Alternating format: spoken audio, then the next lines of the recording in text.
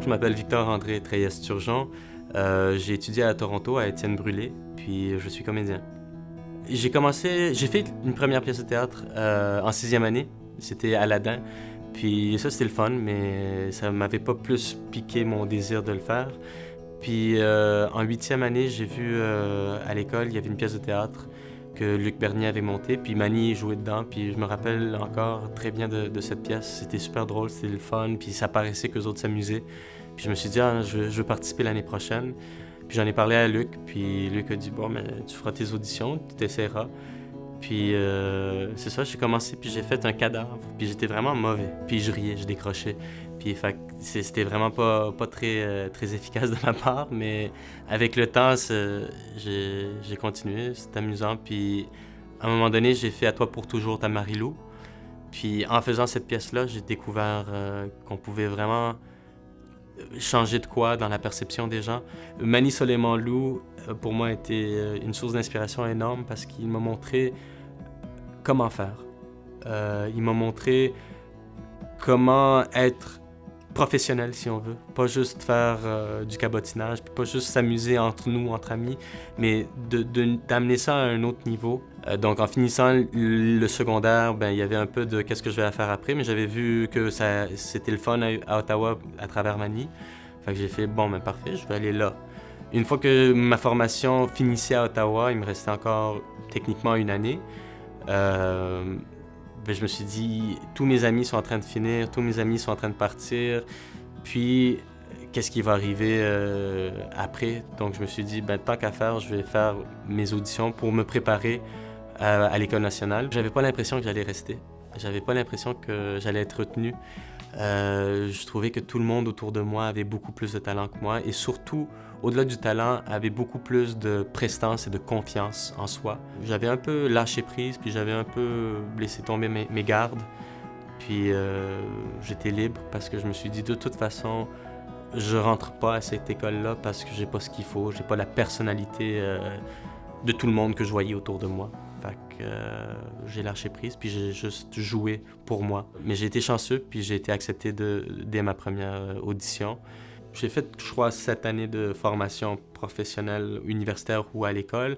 Plus, je crois que c'est encore plus important les 3 années que j'ai fait à Étienne Brûlé, parce que c'est vraiment là où je me suis formé. C'est là où j'ai pu passer d'un élève gêné, mais qui voulait juste s'amuser, puis qui parlait faux, puis qui décrochait constamment, à quelqu'un qui a pris ça un peu plus au sérieux, puis a voulu faire un métier de ça. Puis en sortant de l'école, ben, j'avais une pièce de théâtre ici à Ottawa, à la Nouvelle Scène, Rage. Puis ça m'a permis de justement prendre confiance au fait que je pouvais soutenir un premier rôle sur mes épaules pendant 1 heure et quart.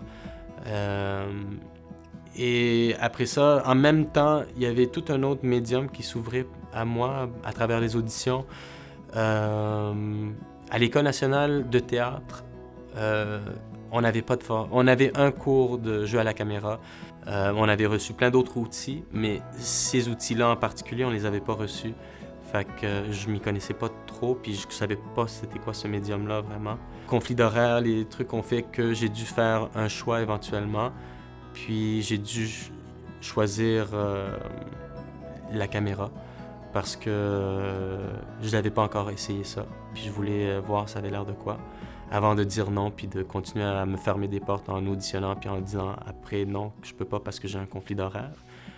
Puis ça a été dur quand même parce que j'aimais beaucoup la pièce Rage, puis j'aimais beaucoup l'équipe, mais j'ai dû faire un choix à un moment donné, puis je peux pas me plaindre non plus parce que je suis content du choix que j'ai fait.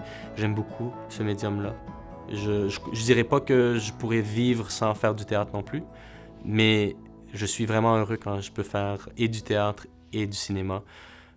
J'ai découvert cette passion-là surtout sur le plateau de Micheline Langto, sur le film Pour l'amour de Dieu.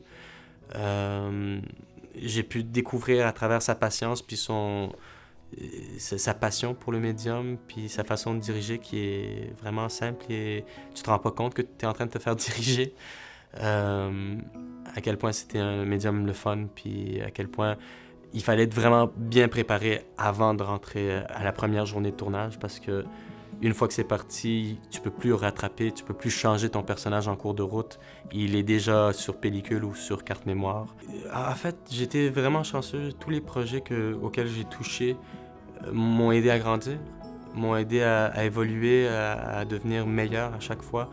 Je crois pas encore que j'ai atteint ce que je voudrais être, mais à chaque projet, je crois que je m'en approche. De travailler avec Simon Lavoie aussi, dans Le Torrent, ça m'a beaucoup aidé. C'est un homme avec énormément de rigueur et de précision dans ce qu'il veut.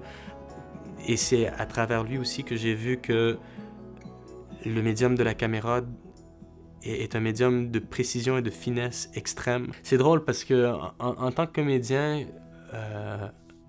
on a souvent, en tant que comédien immigrant en plus, on a souvent la peur d'être juste catégorisé comme l'immigrant, la race ou dans mon cas, le latino de service ou quoi que ce soit. Mais moi, j'ai jamais eu cette peur-là parce qu'en fait, c'est ce que je suis. Et maintenant, quand on m'offre des rôles de latino, je me fâche pas. Je trouve que je suis chanceux. On m'offre du travail, premièrement. Après, c'est à moi de faire quelque chose dont je peux être fier avec ce rôle-là. Même si c'est un latino de service, c'est à moi de dire ça sera pas juste un latino de service. Ça sera un latino qui a ses failles et ses qualités. Et ça sera un personnage de plus. Ça donne qu'il parle espagnol.